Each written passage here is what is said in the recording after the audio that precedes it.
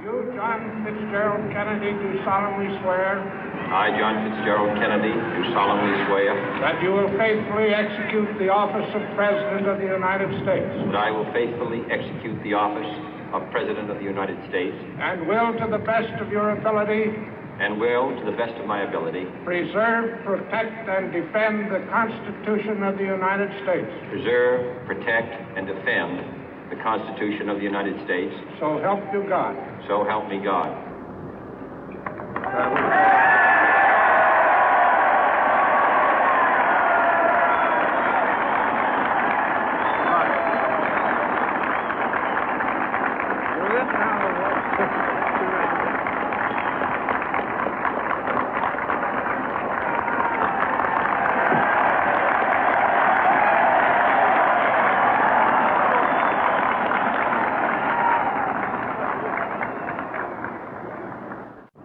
Vice President Johnson, Mr. Speaker, Mr. Chief Justice, President Eisenhower, Vice President Nixon, President Truman, Reverend clergy, fellow citizens.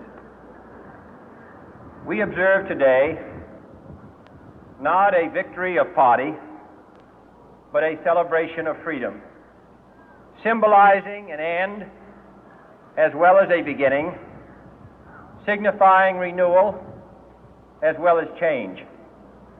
For I have sworn before you and Almighty God the same solemn oath our forebears prescribed nearly a century and 3/4 ago.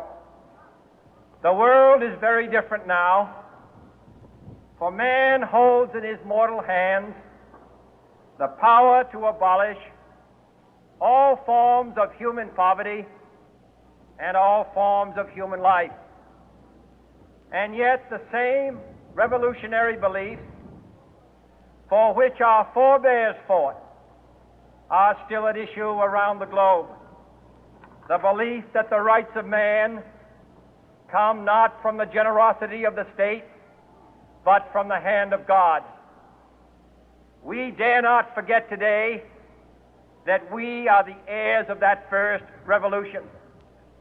Let the word go forth from this time and place to friend and foe alike that the torch has been passed to a new generation of Americans born in this century, tempered by war, disciplined by a hard and bitter peace, proud of our ancient heritage, and unwilling to witness or permit the slow undoing of those human rights to which this nation has always been committed and to which we are committed today at home and around the world.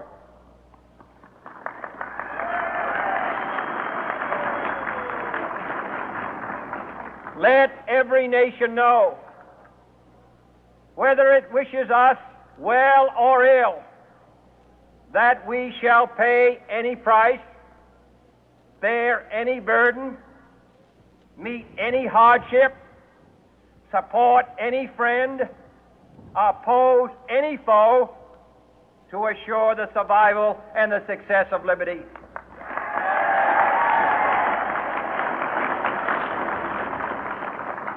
This much we pledge and more. To those old allies whose cultural and spiritual origins we share, we pledge the loyalty of faithful friends. United, there is little we cannot do in a host of cooperative ventures. Divided, there is little we can do, for we dare not meet a powerful challenge at odds and split asunder. To those new states whom we welcome to the ranks of the free, we pledge our word that one form of colonial control shall not have passed away, merely to be replaced by a far more iron tyranny.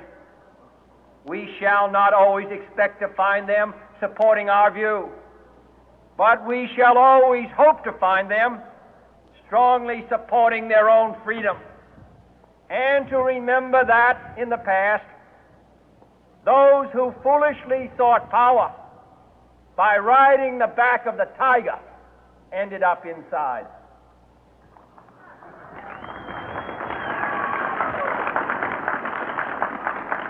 To those people in the huts and villages of half the globe struggling to break the bonds of mass misery, we pledge our best efforts to help them help themselves for whatever period is required, not because the communists may be doing it, not because we seek their votes, but because it is right.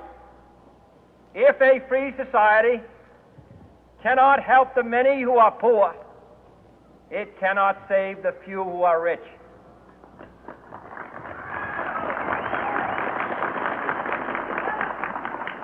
To our sister republics south of our border, we offer a special pledge to convert our good words into good deeds, in a new alliance for progress, to assist free men and free governments in casting off the chains of poverty. But this peaceful revolution of hope cannot become the prey of hostile powers. Let all our neighbors know that we shall join with them to oppose aggression or subversion anywhere in the Americas.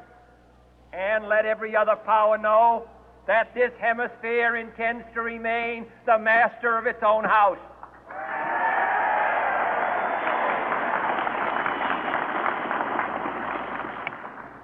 To that World Assembly of Sovereign States, the United Nations, our last best hope, in an age where the instruments of war have far outpaced the instruments of peace, we renew our pledge of support to prevent it from becoming merely a forum for invective, to strengthen its shield of the new and the weak, and to enlarge the area in which its writ may run. Finally, to those nations who would make themselves our adversary, we offer not a pledge, but a request that both sides begin anew the quest for peace. Before the dark powers of destruction, unleashed by science, engulf all humanity in planned or accidental self-destruction, we dare not tempt them with weakness, for only when our arms are sufficient beyond doubt can we be certain beyond doubt that they will never be employed. But neither can two great and powerful groups of nations take comfort from our present course, both sides overburdened by the cost of modern weapons, both rightly alarmed by the steady spread of the deadly atom, yet both racing to alter that uncertain balance of terror that stays the hand of mankind's final war. So let us begin anew, remembering on both sides that civility is not a sign of weakness, and sincerity is always subject to proof. Let us never negotiate out of fear, but let us never fear to negotiate.